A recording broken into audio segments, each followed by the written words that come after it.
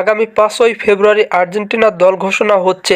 আর আপনারা অনেক জায়গায় দেখতে পাচ্ছেন যে 5 তারিখে আর্জেন্টিনা তাদের দল ঘোষণা করবে। এই কথাটা কতটুকু সত্যি তা জানতে পারবেন এই ভিডিওতে। তবে একটা কথা মনে রাখবেন, আপনারা আর্জেন্টিনার কোচ লিওনেল স্কালোনি দল ঘোষণা করবেন ঠিকই, তবে এমন কোনো নিউজ কোথাও পাওয়া যায়নি যে কবে করবে। এছাড়াও আর্জেন্টিনার ওয়েবসাইট AFA তে এ বিষয়ে কোনো নিউজ তথ্য প্রকাশ করা হয়নি। তবে আরেকটি কথা জেনে রাখেন, আর্জেন্টিনার দল ঘোষণা কবে করবেন এবং কয় তারিখে ঘোষণা হবে এই সকল প্রকার আপডেট পেতে আর্জেন্টিনার AFA তে ওয়েবসাইটে সবসময় চোখ রাখবেন। মার্চে আর্জেন্টিনার প্রথম ম্যাচ হবে 20 মার্চ উরুগুয়ের বিপক্ষে। ফিফার নিয়মে খেলার 15 থেকে 20 দিন আগে প্রত্যেকটা দেশ তাদের নিজ দল ঘোষণা করতে পারবে। তার আগে কোনো দেশ তাদের দল ঘোষণা করতে পারবে না। তাহলে কিভাবে 1 মাস আগে দল ঘোষণা করতে পারবেন আর্জেন্টাইন কোচ লিওনেল স্কালোনি? তবে লিওনেল স্কালোনি দল ঘোষণা করতে পারেন মার্চের শুরুর দিকে। এবার একটি কথা ভেসে আসছে, এই দলে এবার ডাক পাবে আর্জেন্টাইন ফরওয়ার্ড পাওলো দিবালা। এমনই তথ্য দিয়েছেন আর্জেন্টাইন কোচ লিওনেল স্কালোনি।